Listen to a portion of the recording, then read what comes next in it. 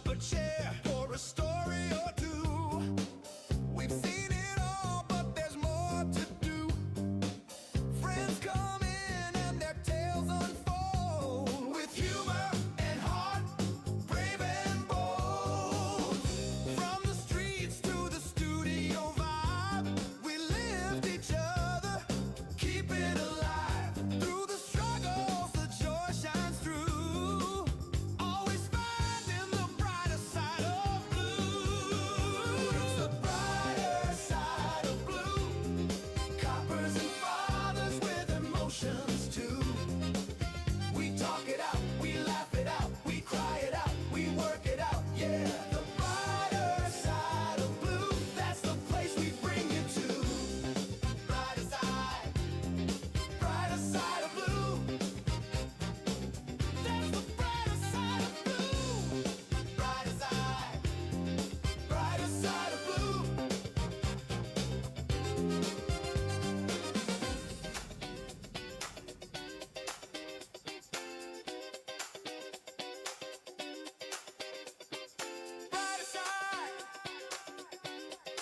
Brighter side of blue.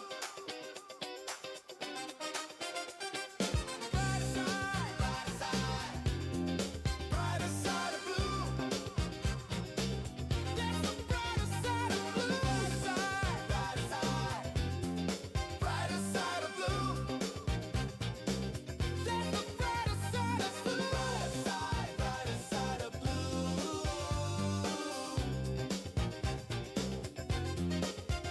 That's the brighter side of blue. That's the brighter side of blue. There it is. Brought to you by Columbo's Cafe and Bar and Cafe, right?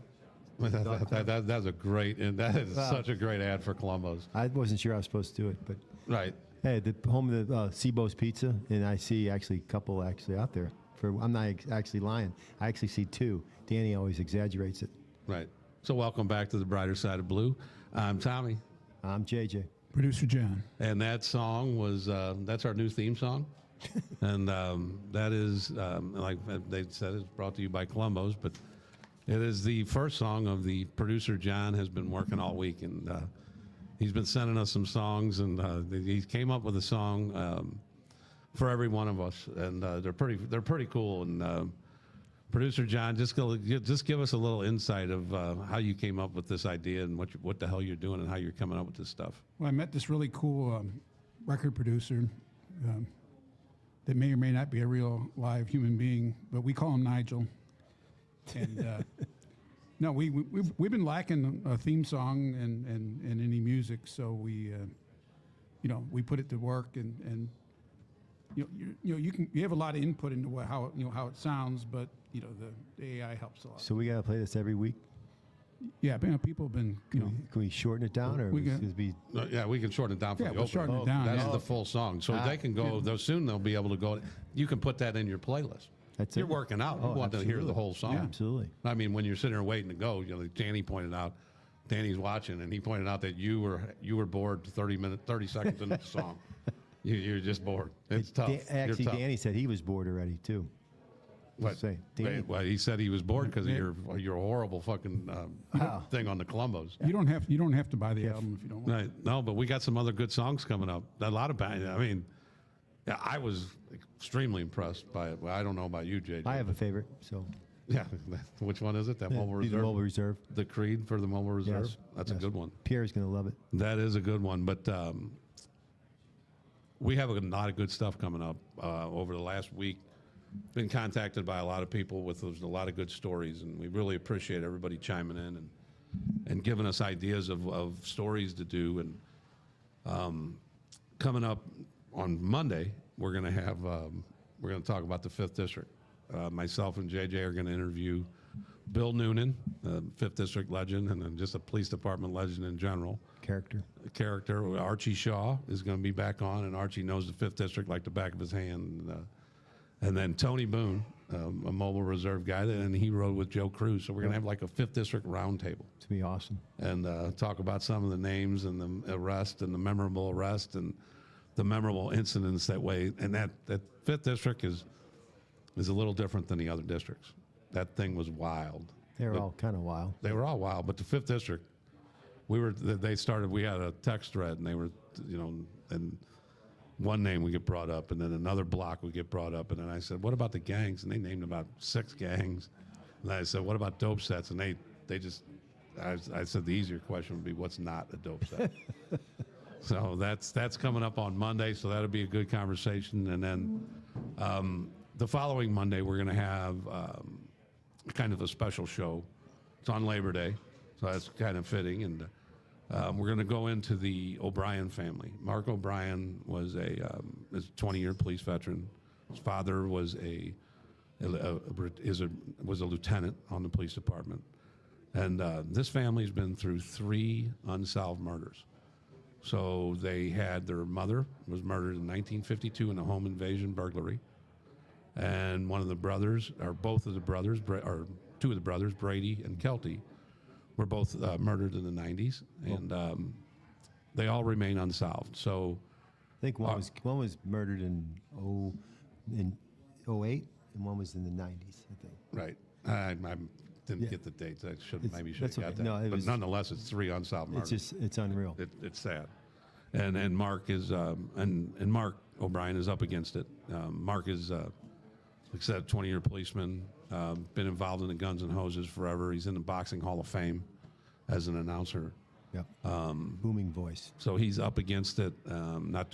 He's fighting some illness, but it'd be neat just to help that family out, just to get a little bit of closure. And like I said, put it on our show. It's an unreal story that they had to go through this. But South City family with a bunch of kids, and they lose 2 brothers to homicide. It's crazy. And a mom. Well, that was 1952. But that's still a. Oh, that's crazy. We're not going to solve that one, but we're hoping to solve the other ones. But and we're going to have and how we got this was Frank Brostrom, who we've had on, our FBI buddy that we had on recently, and got another story about him in a minute. But he has been working with the family to try to when he retired, he got hooked up with the family, and we'll hear how in their story. But Frank's going to come on and tell us what he's found out, and then Charlene O'Brien, the sister, is going to come on with us too, and she's going to tell her side or tell their side. And we're hoping to get Mark on, but again, he's up against it, so whatever that. Hopefully he can get on and just say a couple words, and we just want to get that story out there. And depending on what kind of reception we get, it's like knocking on at least 2,000 doors, maybe 30,000 doors, depending on Hope so. how it gets out there. And we've had episodes anywhere from 2,000 to 38,000. So I just want to say something. Since you said that he's up against it. We have another officer, Sergeant James Sanders, is up against it right now, and he's in hospice. But he put out a thing on our department-wide to call or text are welcome. So this morning I texted him, and I haven't talked to him in a while. He played hockey. He was one police hockey team. Yeah, clicking. But anyway, I texted him. I wasn't sure if I'd get a response. He gave me a response today. We went back and forth this morning when I was having my coffee, and I tell you what, he made me feel better. And he's just a character of a guy, a great guy. And I didn't know what to say, but I texted him and said, I'm praying for you, brother, and kind of joked with him. And he texted me back about 3 or 4 times, and I tell you, it broke my heart talking to him, but he made me feel better. He's in peace, and it's a terrible thing. And so I talked to Eli Marrero, and he reached out to him too, and he texted me later and said, the guy's unreal. He's a stud. Well, just to give a little context, is Eli Marrero, the former Cardinal catcher. He's been on one of our shows. Right. And he rode with Mobile Reserve Jimmy and his partner Jimmy. But he also rode with Jimmy Sanders in the 2nd District. And, and has remained close to him over all these years. And it was pretty neat. And Eli didn't text him. He called him. Right. And said, and then he texted you afterwards and said, this guy's unbelievable. Right. So, yeah, our thoughts and prayers are with His the family. Sanders family and Jimmy and, But who we said, and hold on, we're missing Danny. So we got to mention that. I guess it's at least worth a mention, right? We talked about him earlier, about being bored already. Danny's missing, And the reason he's missing, Denise, happy birthday. It's her birthday, and they are down at the lake with their brother. Happy Jim. birthday. Happy birthday, Denise. And then for this day in history, because Danny likes to do it this day in history, Hope you got something. prior to 1980, we'll just leave prior to 1980, his wife Denise was born. Okay, there you go. We'll just leave that as our this Hey, day in history. I don't want to give Danny trouble, but he outkicked his coverage on that one. Oh, it's completely outkicked his She's coverage. like a freaking saint, too. Exactly. So Keeps him from rotting.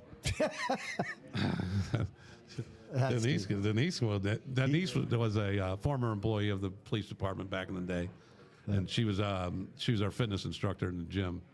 And She was tremendous. she was. Yes. And she still teaches that. Still Yeah, trains she's still people. in better shape than all of us put together. Oh, absolutely. Absolutely. Yeah, she trains people. Yeah, I train people, not in anything exercise wise. Should we use this to break out Danny's song? Sure. Absolutely. I think that now we're going to start releasing some other songs. Who's Danny's song brought to us by? This is It's brought to us by Avail Professional Services. Avail Professional Services. So this is Producer John's second. This will be a second release, and this is called the Long Neck Posse. Yeah, Dan wanted a country and western song to represent him, so he got what he asked for. So I'm going to go ahead and play it now.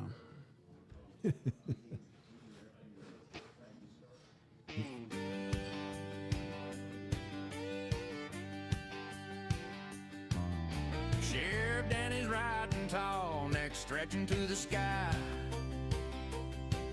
With Tommy, JJ, and producer John riding right on by. Sometimes old Chick saddles up and joins a crew, keeping law and order with a laugh or two. It's the brighter side of blue, with the long neck posse too. From dusty trails to skies so true, we ride the brighter side of blue.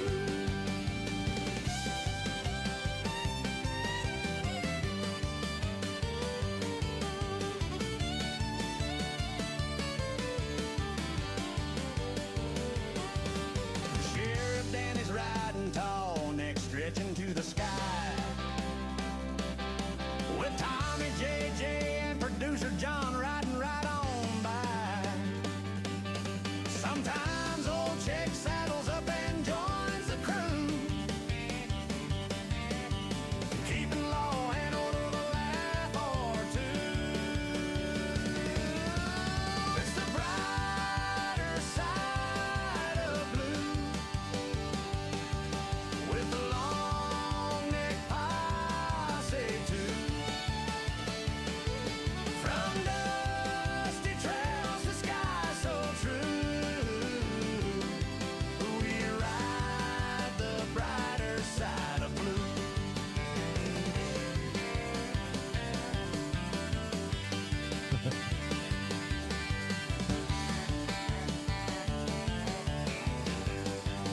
It's the brighter side of blue,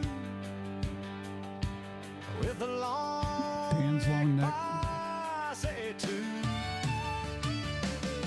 From dusty trails to skies so true, we ride the brighter side of blue. We ride the brighter side of blue.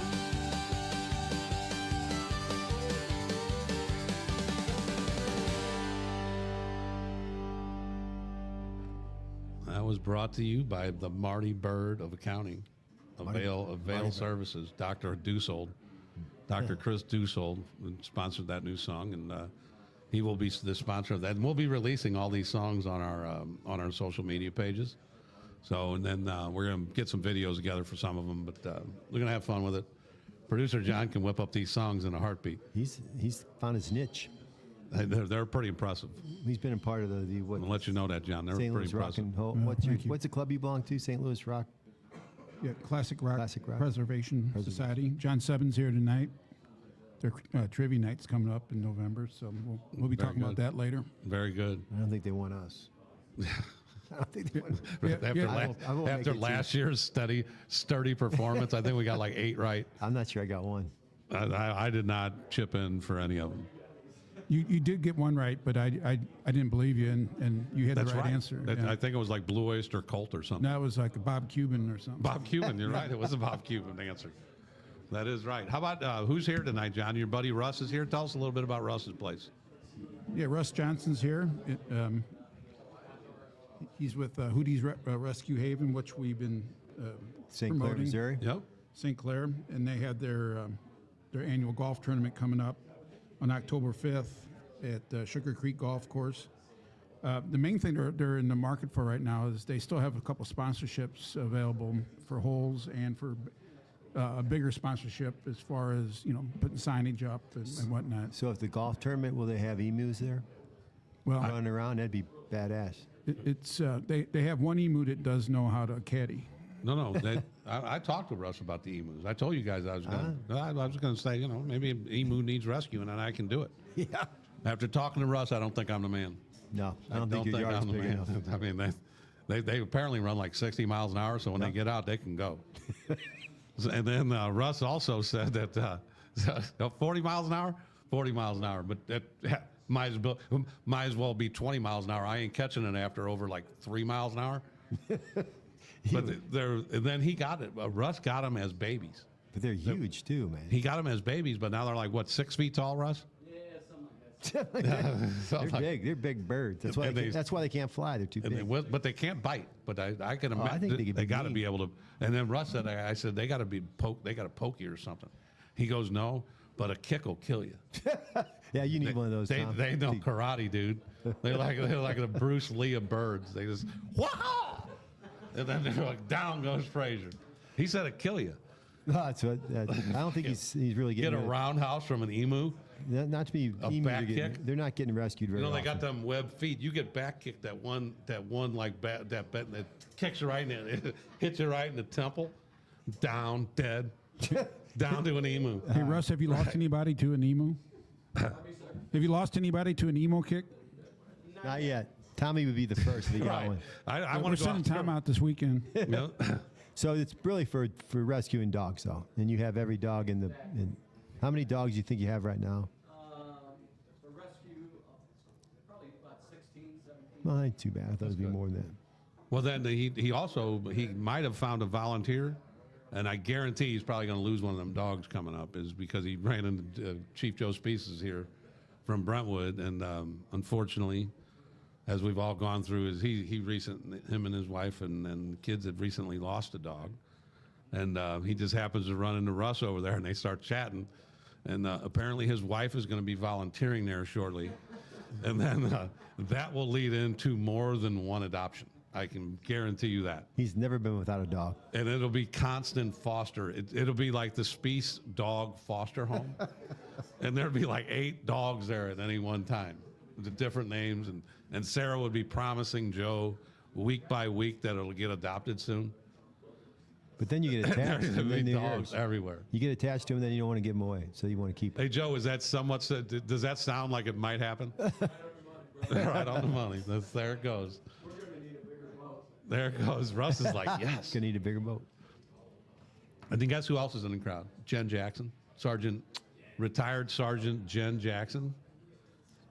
She actually took me under her wing when I went to Mobile for the first time. She was down there at that big group of 50.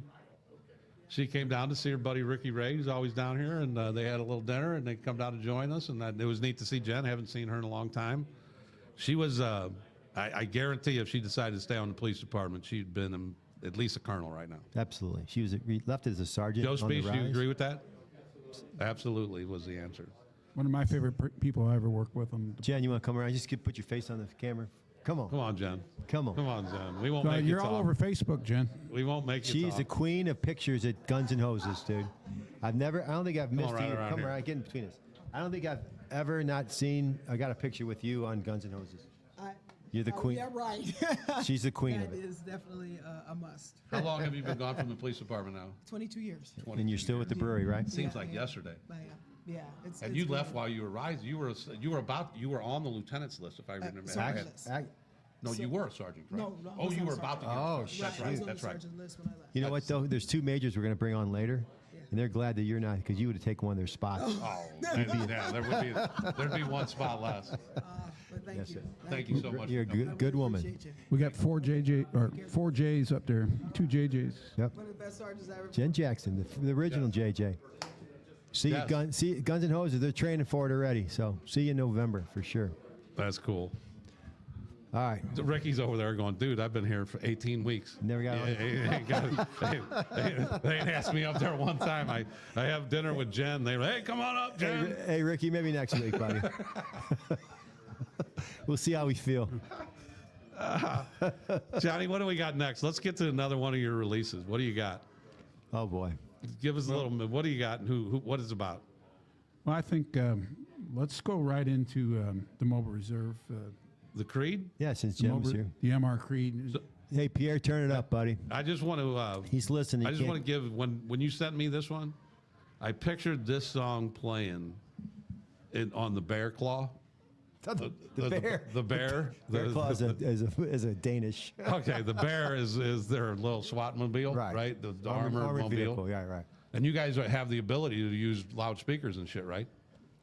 We do, yes. Okay, so you play this as you're rolling up to the Ferguson riots. Go ahead, John. Yeah, that was my inspiration for the feel of the song, was that playing something like if you're running up to a door to do a search warrant, just something kind of a rally cry, We so- pick up the flack. Just Pick up the slack. Slack. dude. you pick up flack too from this. Yeah, you're gonna get some flack. And this is brought to you by Campbell Security Group, which I think is apropos. Yep, absolutely. Listen up, Pierre. It's coming your way. All right, this is dedicated to Mobile Reserve and their leader, JJ. That's kind of scary.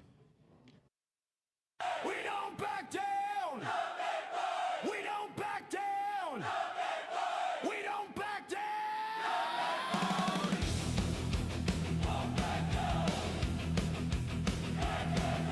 We won't back down. We don't back down.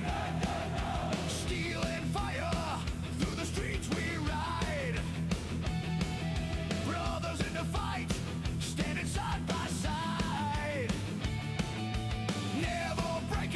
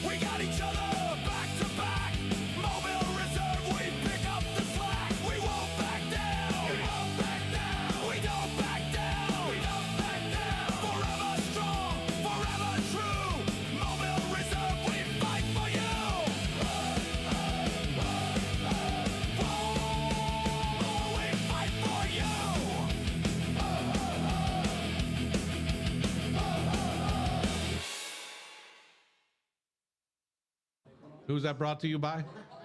That was brought to us by Corby Campbell, Security Group. CampbellSecurityGroup.com.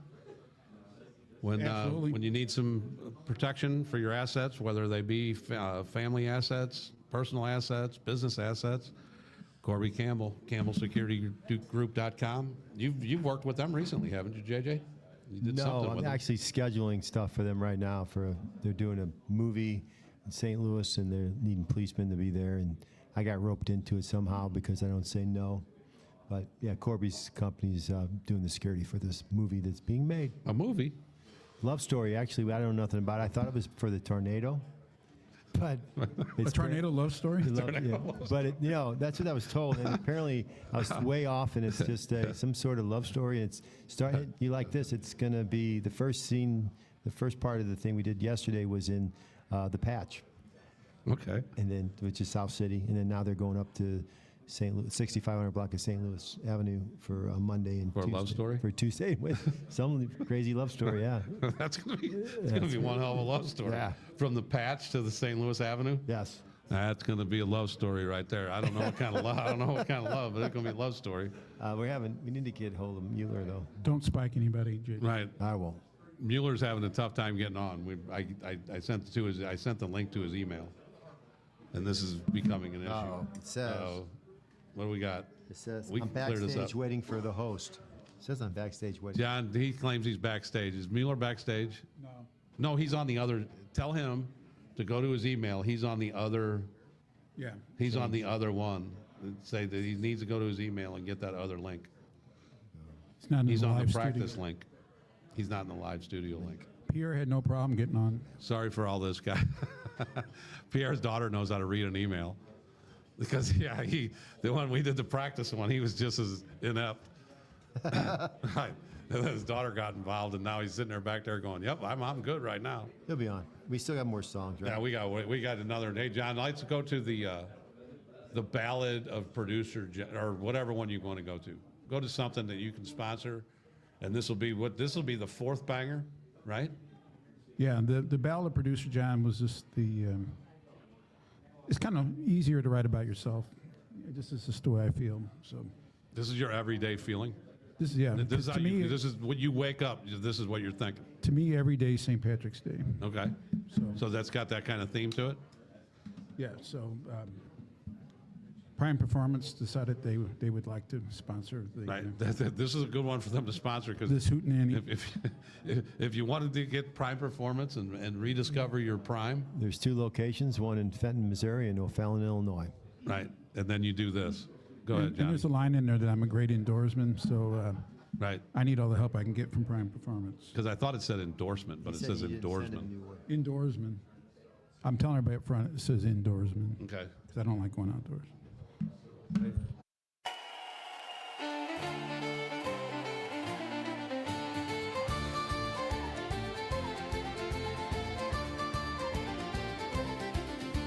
Producer John was a bonny lad, he fancied a pint or two. With a fiddle and drum the night would hum and the floorboard shook right through. Raise it high for Producer John, clap your hands and sing along. A great endorsement, bless his name, we'll drink to John again. Hey, hey, hey. He never strayed to the mountaintop nor sail on the ocean wide, but give him a cheer and a roaring fire and he'd beam with Irish pride. Raise it high for Producer John, clap your hands and sing along. A great endorsement, bless his name, we'll drink to John again.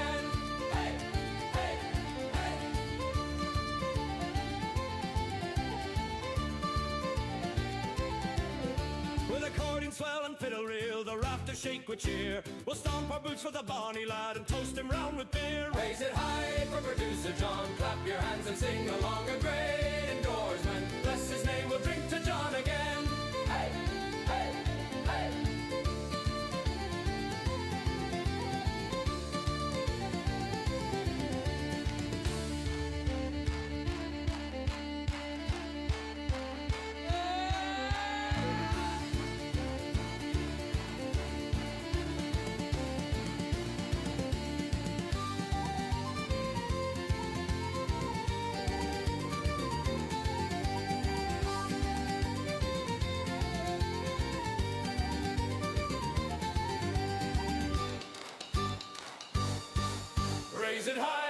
Producer John. Clap your hands and sing along. A great endorsement. Bless his name. We'll drink to John again. Hey, hey, hey. Raise it high for Producer John. Clap your hands and sing along. A great endorsement. Bless his name. We'll drink to John again. Hey, hey, hey. Raise it high for Producer John. Clap your hands and sing along. A great endorsement. Bless his name. We'll drink to John again. Hey, hey, hey.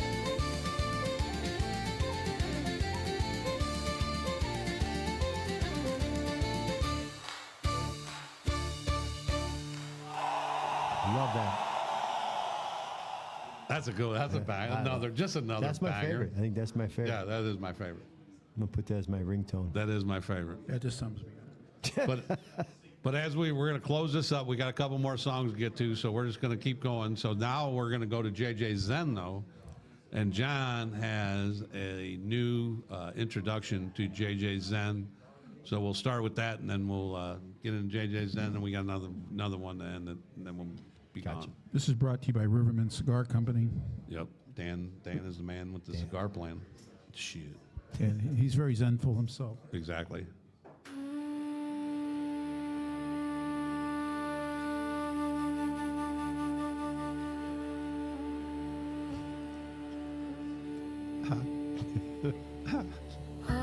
Oh, hail JJ, don't quit JJ. The only way to do great work No, is is your mic on? Is his mic on? Yeah, oh yeah. the only way to do great work is to love what you do. With Steve Jobs, and this sums up our unit, this police department with Pierre and them, because they all love what they do. That's it. That's all I got. I like the song. He knows what he's talking about. I love this song. I know. I listened to it for like an hour the other day. I listened to it once, but it's making me laugh a lot harder this time.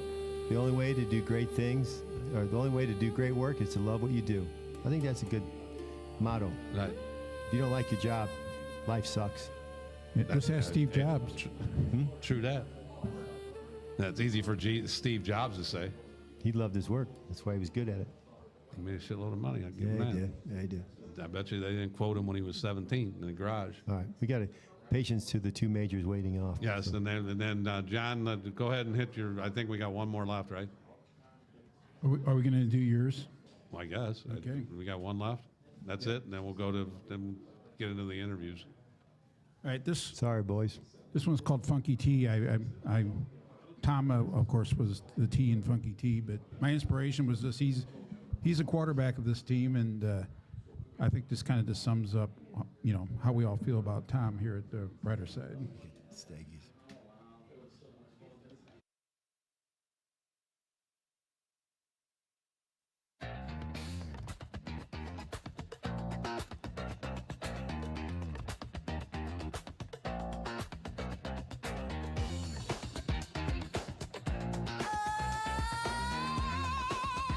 Oh yeah, vision in motion.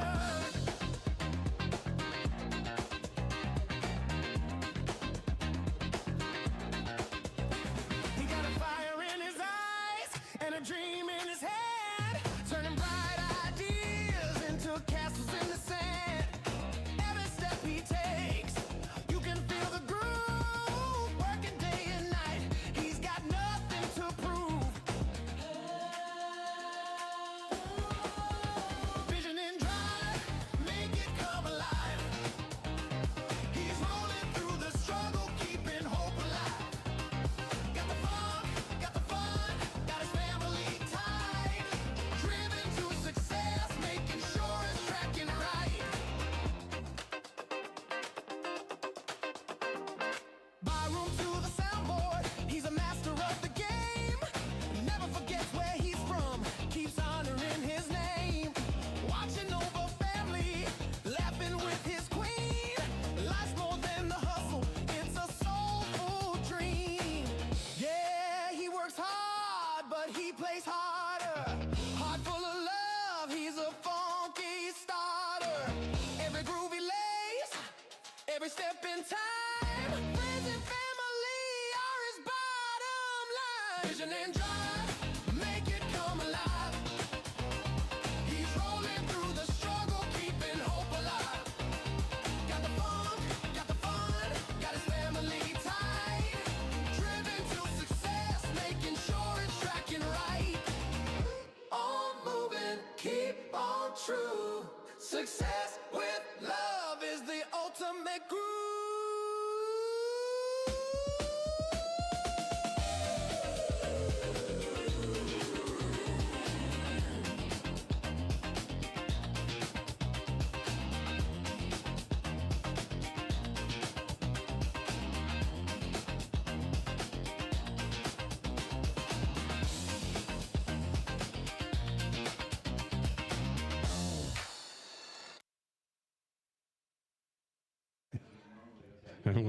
And I think we're back.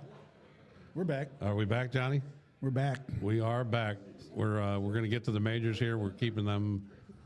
We appreciate their patience. We're going to get to them here shortly. We got, and this is, and Pierre will gladly be patient for this next jingle.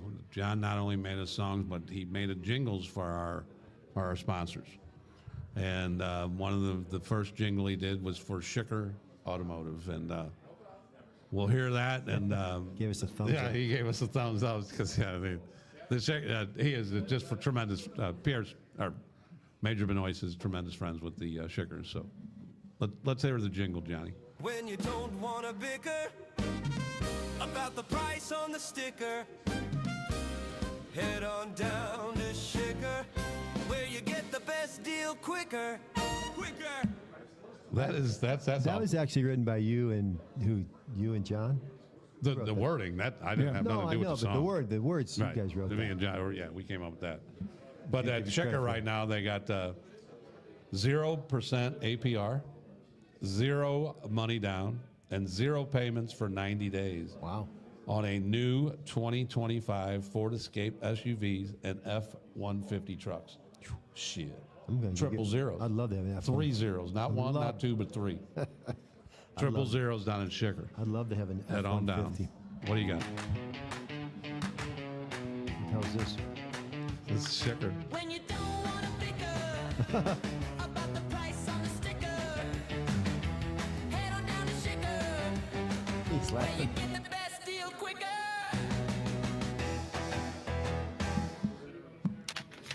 There you go. There it is. Now we got to get into our interview. We were going to play that other song, or our intro song. I think we'll skip that. Yeah, we need to get let's going. get into it. We need to get going. Hello, boys. Hello. So on our left there, we got Major Pierre Benoist, and John has gotten the screens all messed up. We got Mikey on top. Remove everybody, John, real quick, and then add people as we go here. Add us first.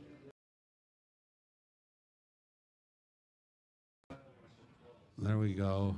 It's a good start. There we go. There we go. And there we go. There we go. You can make I it like big. the one with 2 Mike Muellers better. Yeah, just put Mueller on the whole thing, and then our voices will be on the background. Now I can't hear them. Can you guys talk? Say hi, Major Benoist. How you doing? What's up? All right, say hello, Major Mueller. How you doing, boys? Hey, bud. Well, I want to now kick it to JJ to introduce these two guys that we're going to talk to, and had a lot of we've all had relationships with these guys over the years, but they're I'll just, there we go. go ahead. I'll say this. We grew up pretty much on the department together. I think Mike came on before me and Pierre had a class after me or so. And obviously, they've done a lot better than me. I'm a lieutenant, they're both majors. But we've grown up in the department together, and as it has it, Mike is my immediate supervisor, and that's who I go to when I have issues or anything. And I go and bitch to him, and he loves when I come in his office and complain. And then Pierre is in charge of Central Patrol, which is the 4th District and the 3rd District. The 4th District is probably it is the highest viewed or whatever. It's the main district that's under the spotlight every week. It's downtown, and it's where the biggest concern for our department is on the weekends. And I work 2 weekends a month with my unit, Mobile Reserve, and Pierre always has some kind of job for me to do when I go down there on the weekends, and I'll be there this Friday, Saturday, Sunday. So what do you got for me this Friday, Saturday, or Sunday, Pierre? Anything good? No, just get the cruisers and the motorcycles and the four-wheelers as There you go. usual. And we'll talk about that in a little bit, Yeah. about maybe some crime strategies that might be around that. That is a hot topic, and it does bother the you-know-what out of everybody that actually does try to make downtown and other places good. But before we get started, Major Mueller and Major Benoist both have histories in the city of St. Louis, and a little bit of different, Mike, and I'm sorry, is it disrespectful to call you guys by your first name? No, Mike is fine. Okay, I'm getting the okay. Am I all right with that, JJ? Yeah. Because otherwise I got to say Major, because they're both Yeah. majors. What sucks is I call him Major when I'm working, but right now they're Mike and Pierre to me. All right, perfect. So let's just get that out of the way. This is no disrespect. They are Major Mueller and Major Benoist, but for brevity's sakes, we're going to call them Mike and Pierre. And one more thing before he finishes. I don't want this to be a roast on me, all right? Yes, This is we're gonna, not a roast. That was my first question. You're already getting to my first question. Yeah, we're not going to roast me. You're already This is getting about to you my- guys and the good work you do in the city. But go ahead, Tom. What were you going to say? Oh, that was perfectly into my first question. So a couple Saturdays ago, one of the guys that you guys are very close with goes viral. He goes viral, and then he's booting somebody out of the stadium for whatever, a hat they wore or something. So we'll start with you, Mike. What goes through your head when this thing starts going off the chain and people are texting you like, "Hey, what's up with JJ?"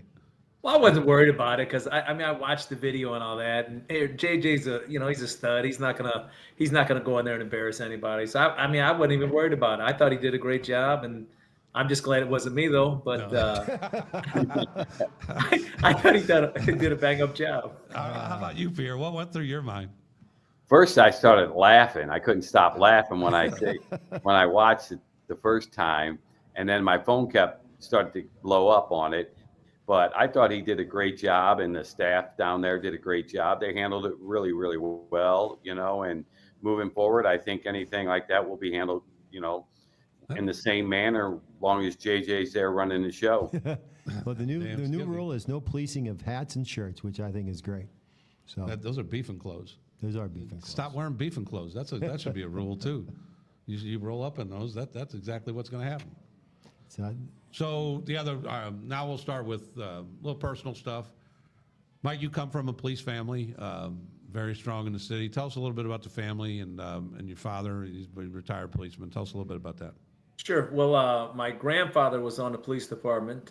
He came on in about, I think, 35, 36.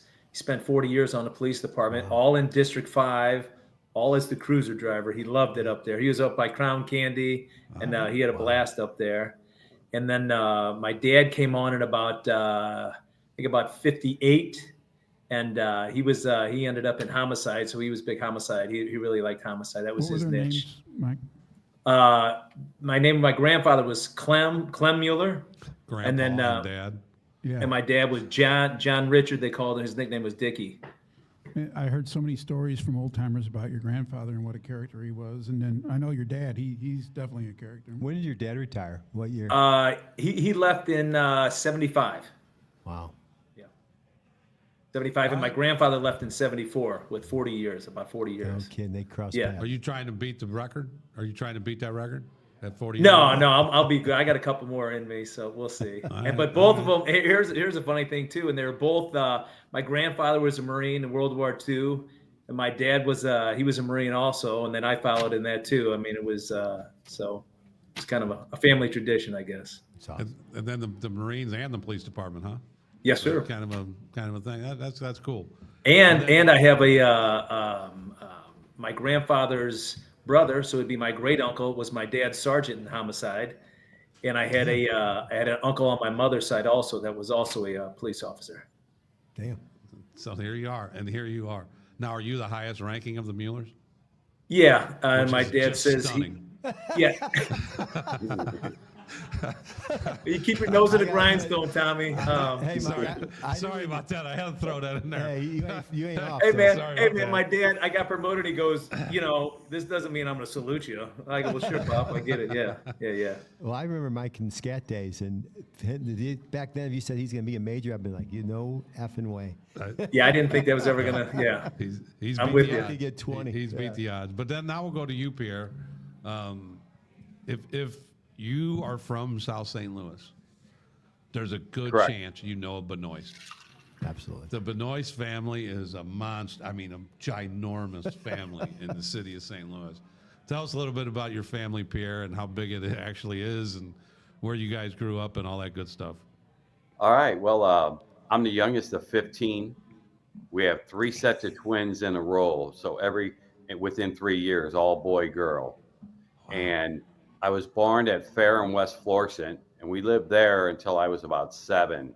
So some of my older brothers went to like PH and DeAndre's, and that's how we were tied into Joachim Stoller and Pollahan and all those guys from up north.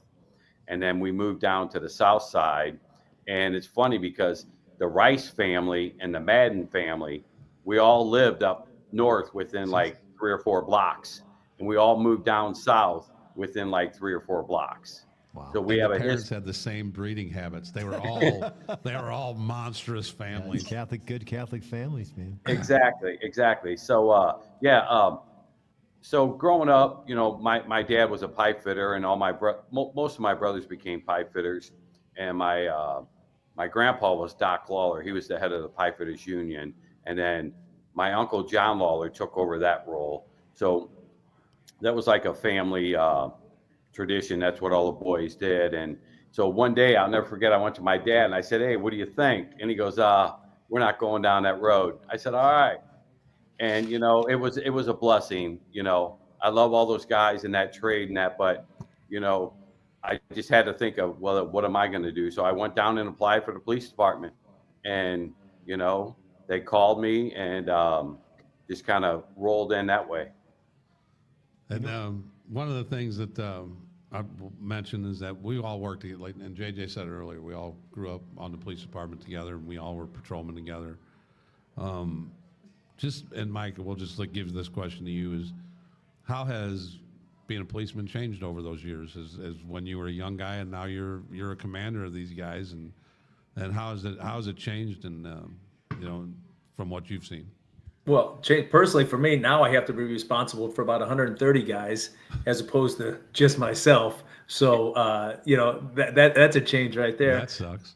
Yeah. And the body, got a the body really camera is a good big lieutenant, deal. though. Everything has changed with the body cameras, and everybody's, you're on stage 24 hours a day when you go out there. So that is a big thing for me. Just, and it's hard for me to get used to it.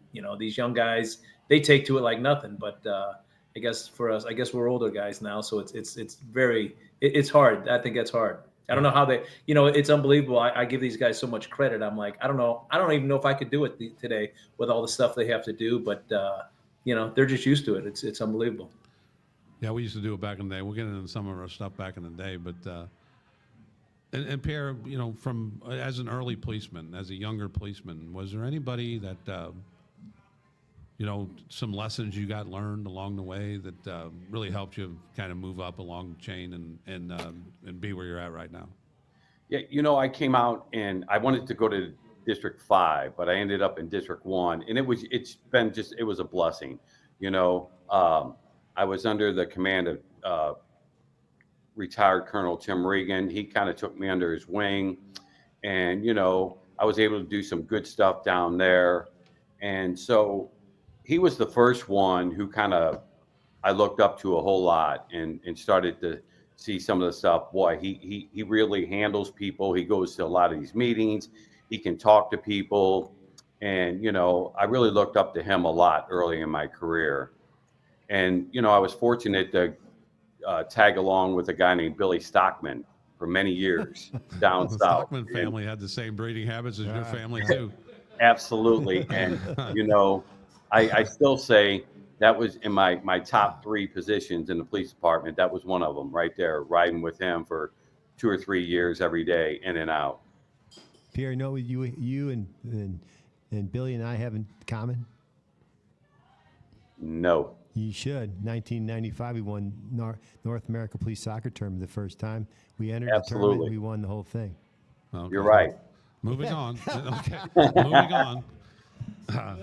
But what I want to ask both of you is just give us a little perspective on what challenges you see out there right now as far as the crimes going and you know, some of the crimes that may be up and some of the crimes that may be down, because I think people like to focus on the negative and they don't like to do the positives. But just what crimes, what's your guys, what is it that you guys want to do with crimes, and what's the most challenging thing right now? Go ahead, Pierre. Okay. I've overseeing 2 districts. I see the most one of the challenges we're dealing with right now is the juvenile crime, and that point system and turning them back over to the guardian or the parent, whatever it may be, after they, maybe shot somebody or did a carjacking. It's difficult to see because they're right back out on the street, and there are so many rules and laws that are in favor of the juveniles right now. I just met with the juvenile attorneys a couple weeks ago, and they threw a stat out that since they changed the age to 17 on a juvenile, their holding of juveniles is up 40%. It's out of hand, the juvenile crime. I think that is one of the most difficult things that I see, and I try to bring young officers into my office like once every 2 weeks to talk about, hey, what's going on out on the street? What can we do better as a department? What can I do better as a leader? And it's constantly going back to this juvenile thing.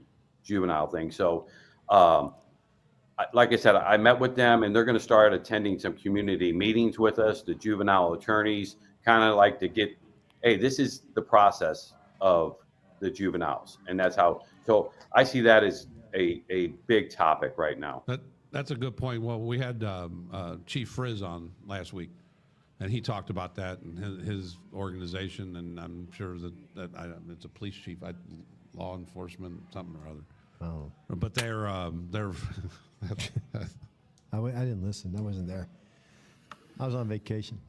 But anyway. Thanks for your help, JJ. Pierre, No, the juvenile crime is a big deal. And actually, Pierre has to deal with it more than anybody because they think that downtown is their play area. And so we've been cracking down on it pretty heavily and trying to get these motorcycles that are big, these little mini bikes off the street. And it's out of control. But I think I've seen it, it's getting better because the slideshow they don't come down as much anymore because Mobile Reserve spikes a lot of them on the weekends, and that's what we do. And it's helped. And then we tow their cars, and the more motorcycles, little mini bikes we get, I think is going to help. But they are my biggest headache as a Mobile Reserve commander. I can't stand those little mini bikes. So, but that's what he has to deal with on a regular basis. And Mike just says, "Go ahead," and he wants you to spike everybody, throw a couple sticks of dynamite at him. Right. He's very effective. Right. But Mike, I'll ask you: is in today's policing, it's got to be hard to motivate younger officers with the pressures that they face and the scrutiny that they're under a lot. How do you keep these guys motivated? It's funny because a lot of people say they're not motivated. I think these guys are more they're most more motivated, dedicated, especially like Jimmy's guys, Mobile Reserve, SWAT. These guys want to be there. I mean, you got to sometimes tell them to slow down, Right. But I mean, I know there's some guys that don't, they need something. Hey, we can give them all the training in the world. Let's, if they put in, I tell them, I go put in for every training that you want. I'll get you that. If you need equipment, I'll give you equipment. Anything you need, anything they need that can make their job better, I want to give them to them. It's not coming out of, the department has big pockets. Let's give them everything they want. And I also think it's good, to ride around with the guys and, to be out there, go up there, talk to them at roll calls and that. Just let them know you're a person, you're there, you did it too. And, just to kind of let them know, you back them up. I think if they know you back them up, that it goes a long way. 100%. And I'll say this: Pierre has to motivate, because these are district coppers that don't want to. If they want to be out of the district, they want to go to a specialized unit like that you have. So he's got to motivate them different to you than you. Sure. You really don't have to motivate them. They just want to stay in the unit that they're in. So they got to be, and they love doing police work, and SWAT, mobile, and name all the units that you supervise right now. So we got the SWAT team, got mobile reserve, anti-crime, traffic, the helicopter, DI. and the park rangers. And drug enforcement unit. Oh, as you were, drug enforcement too, narcotics, yes. No, it's a drug enforcement. Yeah, unit. and- That would be DEU. So Mike, it's kind of funny because Mike. I like has- narcotics. I'm trying to change it back to Yeah, you narcotics. should, I'm not a fan of the other name. Mike said it perfect. He's got to sometimes he's got to reel us in a little bit. And that's my biggest job, reeling my guys in a little bit. Pierre's got a harder. Sorry, but Pierre, you got the harder job. You got a bunch of young coppers that they have fun working every day, but they all have aspirations to go somewhere else. And right now, with manpower so low, it's not on the horizon right now for them. You find that as one of your issues you deal with. Yeah, every day almost. I try to go to like 2 to 3 roll calls a week. And, just last week I went and I kept pressing the issue. The opportunity to go to some of these specialized units is probably not there right now due to the manpower. But that doesn't mean you can't submit memos to work overtime in that unit. You can't go and submit to do an internship. And just this week, I've signed off on 5 people wanting to work overtime and do internships. And it's just from, going to roll calls, letting them know, like Mike said, hey, I got your back, and this might not be your time to move on, but here's a somewhat of an opportunity you can have to show, hey, I'm willing and I'm capable of going and doing the job when the time's right. And you often talk, JJ, about the guys that work overtime with Yes. you and the anti-crime unit, Right. and we they do. have a lot of fun. Yeah, it's great. They're great policemen. And we've talked about the 6th district before. There's 1st district coppers and 3rd district coppers, and they come and do overtime with us. And it's great having that extra body in the car. And hopefully they learn a lot when they come in, and we're open to that, right, Mike? Yes, sir. The more the merrier. Bring them all. The other thing is with the building the trust. When you're trying to knock down crime, bad things can happen, because you're sending guys out against the most treacherous people out on the streets, and there's going to be conflict, and there's going to be bad things that might happen. So you have to build that community trust with the community. And how are you guys doing that? And just talk a little bit about that, about building the trust with the community and how you guys do that. He has no idea how to build the community. Dude, this dude can yak. I know he can. I'm sorry, Mike. Sorry about it. Go ahead. I don't even know what the question was anymore. Oh no, I like. I tell you what, I'm really active in the PAL, the Police Athletic League, and I mean that stuff is still. I think that goes a long, long way. I mean, retired Colonel Jerry Lashak, he still does the boxing down at 12th Park, and he puts different shows on still, and it's just good getting out there.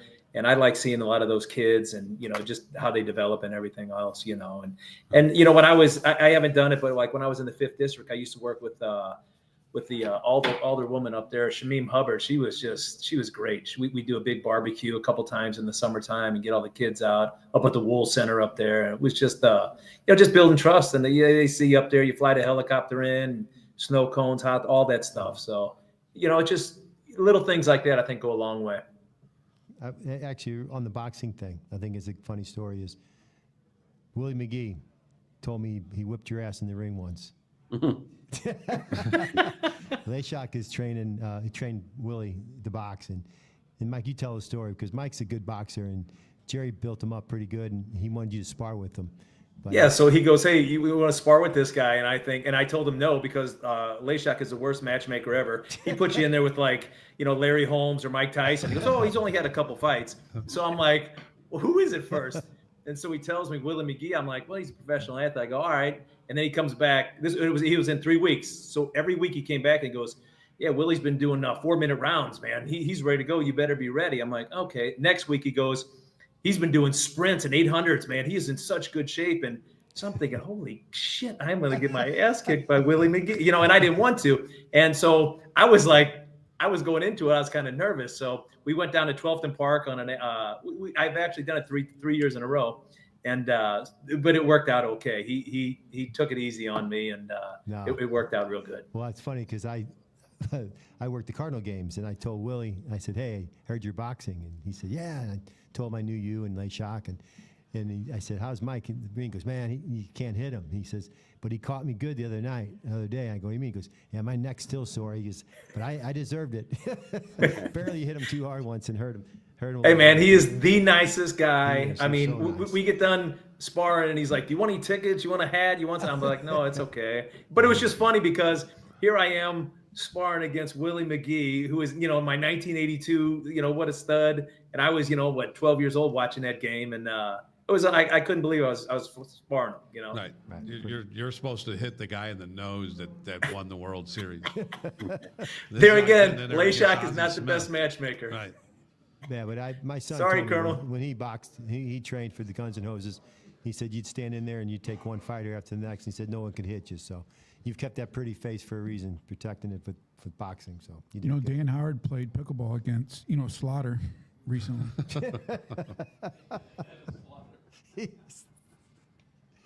All right, there's a moment. Producer John throwing that zinger in that stops the show for a hot minute while everybody chuckles. But one of the other things we like to ask people, and we'll start with you, Mike, or actually we'll start with you, Pierre. Mike just talked for a minute, but your mentors on the police department. I know you just mentioned Colonel Regan as one of your mentors, but as you came through the police department, just how the guys that shaped your career. Okay. Number one, not even close, is Joe Spees. Hands down. No doubt.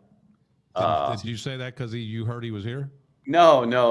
Actually, I just spoke with him about a week and a half ago, I love his style, I love, the way he approached things, and I was fortunate enough to have him as a commander when I was a young officer, and him and Tony, Pretty Boy Lockeneck, and Pretty and those two were, excuse me, they were just so much part of my police career when I was young. And hey, this is the way we're going to do it, and no questions asked, and I knew no matter what, they had my back. If we had to push the envelope a little bit, or a whole lot, they had me. And I try to, treat the officers that are under my command today how Joe treated me and still treats me today,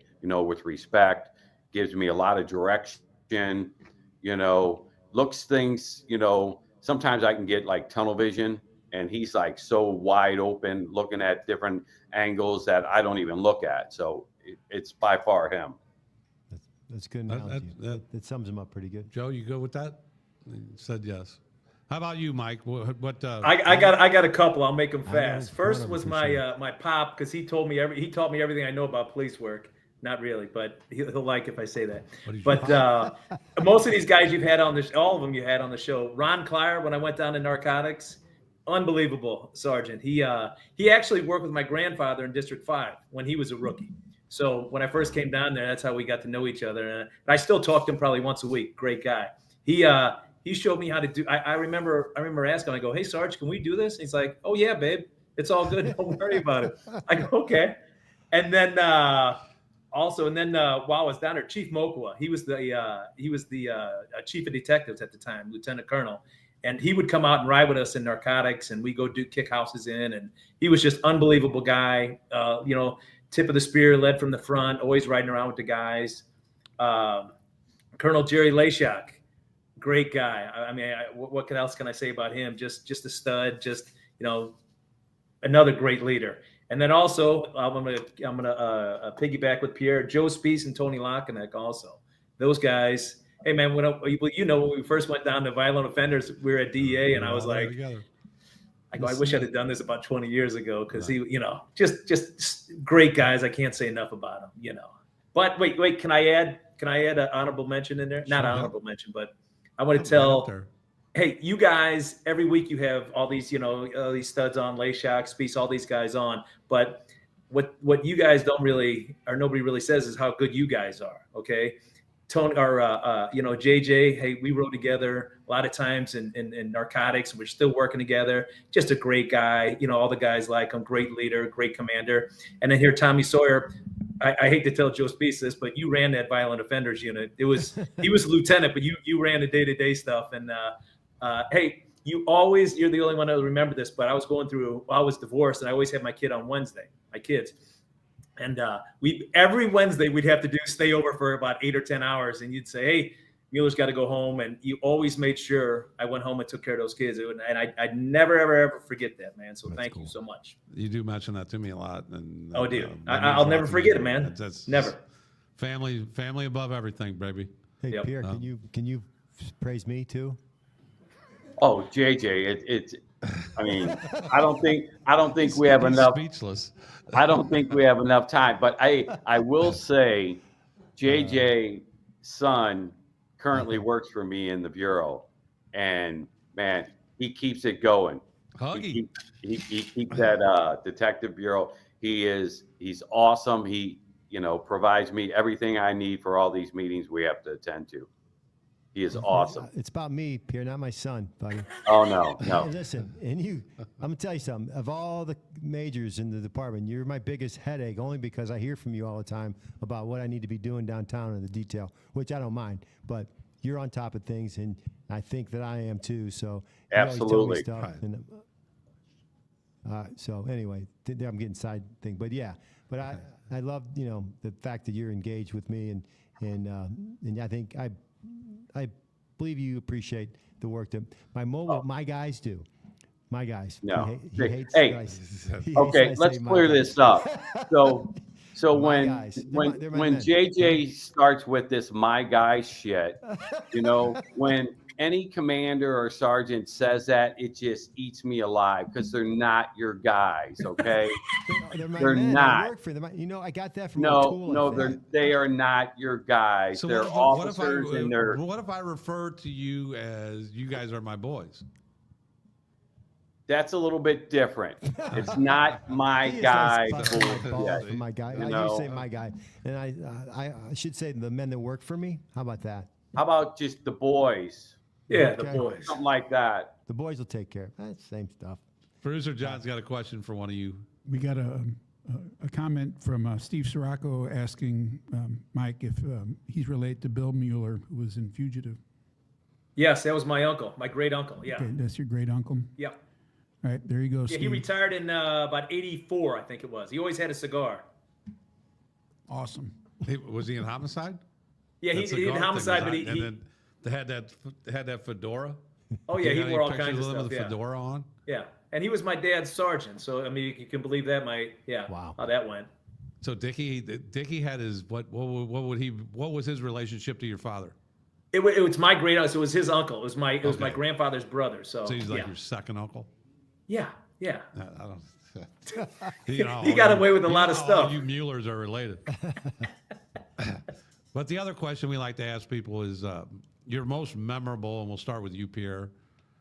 The most memorable event, whether it be a radio call, whether it be an investigation that you were or were not involved in, just one of those memorable incidents over the years that just really stuck with you. Well, probably one of the most memorable ones is that when I was fortunate enough to be in a unit called the Hotel Motel unit, and Chief Speaks put me there, and we paired up with the county and with DEA, and really what it was like a money laundering unit. Oh, it was a tremendous operation. We'd go after like high end, dope dealers that were moving money mainly back down to Mexico. And, the first week we didn't do that good because we were learning. And then the second week we were on fire. And to see, where they hid this money in this pickup truck, it was like, I think it was like close to 1.2 million or something like that in cash. It was just unbelievable. I'm like, this isn't really happening. And that year, I think we seized close to like 4 million in cash. And You worked know, your ass off. People will say, okay, he had a good job. You know, that was a good job. yeah. But there The were Hotel days Motel where, Squad, I mean, they put in some hours. yeah, there were days where I would leave at like 4:30 in the morning because we had to check all the hotels. And I'm telling you, I would be gone for like 3 days in a row because the deal was, if you found the target, it was your baby. There was no going anywhere. It was Right. yours. And Mike's laughing because Mike was in the unit with me. And, you know, I tell you, we had a blast, you know. I got a question on It- that. it was why, awesome. Why did they ever stop that? Was it manpower issues? or- Manpower. Well, yeah. I mean, Manpower. And then, you know, I think our first sergeant was the great Mike Diva. And, you know, and we all know Diva. Yeah. We all know Diva. And then he moved on to bigger and better things. And then they brought in Bobby Siriotti. And then Okay. he was commanding the unit for a little while, and then it kind of just went south, you know, after, you know, 6 months or a year with Bobby in charge, you know. And I just think it was due to there were too many different municipalities wanting to try to get a piece of the pie. right. You know, Oh, first that it was just that was us a big deal. in the county and the feds and DEA. And then all of a sudden they found out what kind of work we were doing and what we were bringing to the table. They all wanted a piece of the pie. So I think that kind of muddied the waters a little bit, and it kind of went south. It always does. Money ruins everything. Yeah. And that was a great unit. That was the Hotel Motel Squad. I know Woody worked down there with you guys. Oh yeah, it was great. Woody always would say that since he was single, that everybody would always think that he should work like 18 hours a day Yeah. because he was the guy that didn't have to go to a wife or nothing like that. And he's like, Yeah. this is some bullshit. He Yeah. goes, I don't want to work no goddamn 18 hours a day. And these guys think because I don't have a wife and kids that's okay to just ask me to work them hours. But that was fun. That 2.5, 3 years in that unit was great. Shows you how much dope's rolling through here too. Oh yeah, absolutely. Mike, how about you? What incident? And I think Pierre brought up a good thing. A memorable point in your life or a memorable era of your career in the police department, rather than just a singular incident. What is that one part of your career that you could, if you could go back to, you would do it? And but knowing that now at our age that it can never ever We can't. be done again, right? I would have to say it was the first specialized unit I went to was SCAT with Ron Clyer. I mean, I went down there. You had guys like Jimmy Molden, Bobby Earhart, Lou Berry. I mean, these guys they all had 25 years on. I come in there with just a couple years. And I remember Clyer asking me, he goes, hey kid, do you know all about this dope game? You know how to buy dope?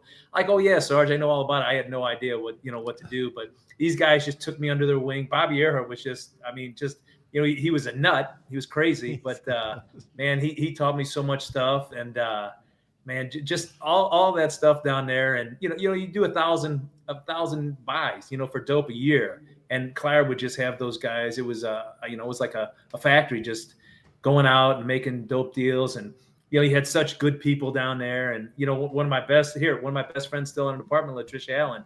Now I'll tell everybody that she was the best buyer ever that I've ever seen. She was just, she'd dress up. She looked like she was, on crack or something. And they would be throwing dope in the car. So that was just a great, great fun time for me. And it's a legendary unit too. Oh yeah. So that's a neat perspective. And then your thing with Bobby Earhart is I can remember him telling the story that on his 50th birthday, he was doing undercover for SCAT, and then they're all mic'd, right? Yeah. And he's going up to buy some dope from whoever. And on his way up in the microphone, he just said, I cannot believe on my 50th birthday, I'm out here buying fucking crack. So that was a little bit of Bobby right there. But One last question for you guys, and we'll get rolling. But where do you guys see the police department going in 3 to 5 years, and how do you guys see this thing I mean, can we get some more people out there? I mean, hold on a second before you answer that. I had something that I want to say that I know you guys are not allowed to say because you can't bitch about manpower and you can't bitch about money because that's not what leaders do, and I get it. But I'm going to say something right now is that one of the things that has never occurred in the history of the world is that you spend less money on something and it becomes better. So within these police departments, they're spending less money. They're getting less resources. And it just keeps going and it keeps going. And there's no way that you can expect great things. And the teaching and everybody else is that when you want to spend less money on something, you just can't make it better, right? I mean, do you agree with that? So you're saying we need a raise? And I don't want to put that on. I don't want to put that on. But raise and more people. Right. But the raise will get more people. If you gave these, everybody's like, what about leadership?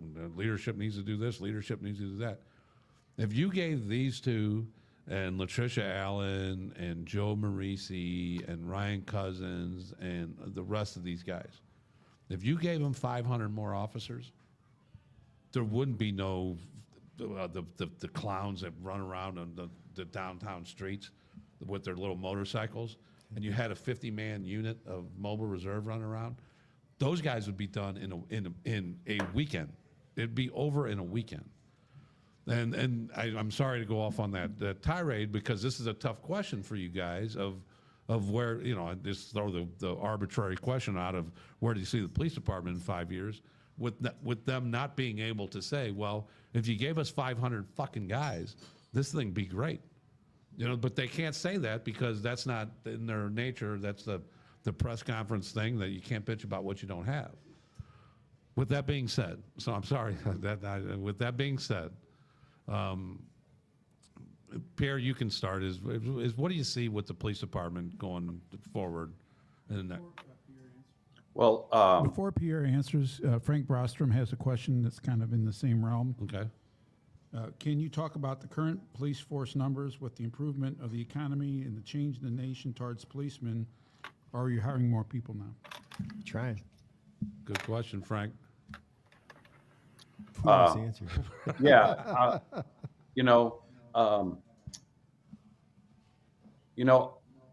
I try to be honest, I try to just stay in my lane at Central Patrol and worry about that building, to be honest, and about District 3 and District 4, and not give so much attention to the other districts, and just how can I create that atmosphere where the atmosphere just motivates the officers to want to come to work, and I'm fortunate that I have, Angie Dickerson and Chris Stamper as captains who, they carry the water too with me. We may not always agree with some of the decisions that are being made, but you know what? We have to leave that in our office and carry the message, of the police department. And I think we do a pretty good job of that. And, just a couple things on like recruiting. There was a comic convention in town. So, it's just something I did is we sent some officers down there to recruit some people because, we have nothing to lose. There was like 5,000 teenagers down there. And then, we're setting up something over at the NASCAR race next weekend, to try to get people in the door. So there's some things we're doing. And, I think we're going in the right direction. It's just going to, nationally, I think it's going to take a little time to turn the, tide a little bit in our favor. I think it's going in that direction. I know I'm not signing nearly as many papers of people leaving the department as I did at one time. I know that for sure. So they already left. No, but I think that No. the new board. I think I'm just actually kidding. because the state took over, it out there. things are actually turning. The tide's turning for us. I really believe that, and I think state taking over is a good thing. And I think that the way that the economy is going and the way that the country's going, there's no more. You don't hear about defunding the police anymore, and I think that's going to benefit us. And I think I don't know if I'll see it because I think I have like 2 years left before I walk away, but. I hope to see it. Hope my son sees, and he'll be here for a while. That a burst of people coming into the. I mean, it's a fun field. And that's what we're here for. Fun. Yep, it's a fun job, my dude. son, my Zen even said, the only way you do great work, the only way to do great work is if you love what you do. So you guys you've loved your career. You've had fun the entire time, and I don't know there's a career out there other than policing, maybe firemen that. They look forward to going to work every day and the camaraderie that you get. I don't see other than a professional athlete. Yep. So we got to get the message out that this is where it's at. Policing is fun. I'm going into one last story, and this is going to end it. This is myself and Mike Mueller came down to the violent offenders unit, and the first night we ever rode together. And see, he broke a smile right off the bat. He broke a smile right off the bat. So. We're riding together, and this is when they were going to a cut, and Chief Mokwa was the chief, and it got all over the news that they were cutting the violent crime unit, and all these people, and there was going to be no more of this and no more of that. And Jack Riley from DEA said, no, we got DEA guys that are task force guys that we'll gladly send back to you guys, and we'll just do it together. We'll just combine stuff. So me and Mikey ended up going back to under Joe Spees, and they put us in a car, and they put Tom Fisher, who was a DEA agent, was in he got put with us. So it's the three of us, and Mike and I knew each other for years, but we've never rode together, we've never worked together. This is the first night. Joe Samogi and Mark Biondolino, I don't know what they do, but. They have a drug deal go bad, and we happen to be right around the corner in Walnut Park. And drug deal goes bad, and I believe one of them got either hit by the car or close to being hit by the car. Well, we were right around the corner, and we had Black Beauty. Remember, Mike? We had Black Beauty. No, were we in Black Beauty or we were in your? No, we had my red Grand Am with a governor on it. That's right. It wouldn't go over That's 105. Right, and I was screaming for Black Beauty. I was like, Yeah. if we had Black Beauty, we'd be on this bitch. But anyway, we get in, and we're the only ones, and we get in this thing, and this DEA agent, that's not used to this. He's just not used to this, and he's just in the back seat going, what are we doing? And wait, he was about 6'4", about 250 pounds of muscle, too. Right. And he was a little squeamish. Well, at how this is all going down, well, we get right behind this guy, and we're behind him the whole time. And then we're going across this thing ends up from Walnut Park, and we're going across the JB Bridge. And was it? No, it was just what's the one in over there in 270? What's the one that goes over 270? Chain of Rocks. Blanchette? Chain of Rocks. Chain of Rocks. Chain of Rocks. No, the one down a little bit. Blanchette. I don't know. Whatever. Whatever. But anyway, we're going over there, and I go, you watch. This guy's chucking this gun.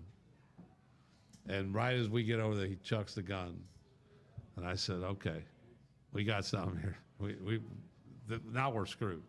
We've been chasing this guy. He just threw his gun into the river. And we are screwed because now they're going to say, well, you never saw this, you never saw that. And we're sitting there actually discussing the fact that we're fucked while we're chasing the guy. We're discussing the fact that they're going to try to hang us on this because the gun is gone. We're not recovering the gun. It's in the river. And then weren't we, Mike? We were saying, should we still chase the guy? And I was like, fuck yeah. Let's go ahead. Yeah, we're on him. I'm not Let's stopping. go ahead and see where this ends up. And of course, he wrecks not too long later. And there's no guns, there's no drugs, there's no nothing in the car. Nothing. And here we sit there, what do we write now? Like, well, let's just write the truth and say, this is what fucking happened, and let's just move on in life. And that's what everybody did. He didn't go to jail. We had He to did just get say- tased. That was the first time we saw someone get tased, though. The Illinois guys tased him. It was, I go, what is this? The They guy did just started tase the shaking. shit It was out of him. crazy. He stopped They did resisting tase right the away, shit out though. of him. Yeah. We got another question, Johnny? A couple more. You guys can make it brief if you want. Josh Fuller, he's a really good listener. He asked what your thoughts are on the DC National Guard and do we need that here? I thought maybe that would go down that route. Ooh, that's a good question. What do you guys think about that? Couldn't hear it. Couldn't hear it. He wants to know about the Yeah. DC. The DC National Guard, do we need that here? That's from Josh Fuller. He's good. He's a good listener. No. I No. don't think so. We got that. We just need about You know, 40 more. I- officers. It's the 500 more policemen, not the National Guard. No, beer. Go ahead, beer. I think you know, we don't need it, you know, at this time at all. I think the weekends that seem to be an issue downtown, like JJ, you had said, you and Mike's troops and all that take care of business pretty much on the weekends, and so yeah, I think we're good. Just What else strong, you got, Johnny? just stronger juvenile. Judge Milliken also just Right. chimed in. Judge Milliken's in the house. Look at you two, said- attracting judges. Yeah, from we the don't get no judge, he judges says- when we have other people on. Thanks for your service, fellas. Two good ones there. And Look at JJ that. and Tommy, too, of course. Thank you, Judge. Thank you. I was a good policeman, too, Judge.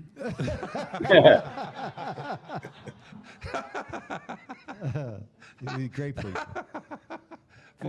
Poor judge feels like an inch tall right now. That ain't even right, doing that to a judge, dude. I know, but thank you, Judge, Absolutely, for absolutely. all you've done. And you were in our shoes. And Kevin Jones just said, was it the McKinley Bridge that you went over? Probably. Okay. I couldn't even tell you. No, it was North County, up in North 271. County. The 271 was by the. I think the story sucked because there was no. You ain't get a good arrest out of it. I thought it was going to be like shooting. Lieutenant They Speece all loved went it, in the though. river. It all went in the river. I There was got nothing you. we could do. I get it. And then that's what we were discussing. some, Is you we lose are some. screwed right now. We can't recover nothing. There's nothing we can do. You could call it. You could have locked him up for felony fleeing now. That wasn't a charge back in the day. It's a good charge now, though. But they tried to come after us that we didn't have our sirens on Oh boy. when we were during the pursuit, because every time we keyed up, Let me just say this: if you two rode together any length of time, you would have been retired a long time ago. There's no way you guys. Tommy retired never jobs. took the eye. He would never take the eye. He had ADD, HDD, whatever else you call it. He couldn't sit still. It would be his turn now to take the eye. You know, we're doing a dopey, whatever, surveillance. He's like, hey, Holmes, I got to go take care of this. I'll do this. It made me laugh every time. He Like would Tony never, you would Lockwood never said. do it. The Tony Lockwood, I always told Tony, do not put me on the eye because you're putting me in a position to fail. There's no, I mean, I can't just sit there and just sit there. You're putting me in a position to fail. That's not good leadership. Just let Just Tom, knowing just that a let guy's Tom going to run. fail on something. What else you got, Johnny? Judge Milliken came back, said you too, John. So thank you very much, Judge. I know it was just an oversight. All right, that's enough. You guys got anything? You guys got anything you want to add to this whole thing?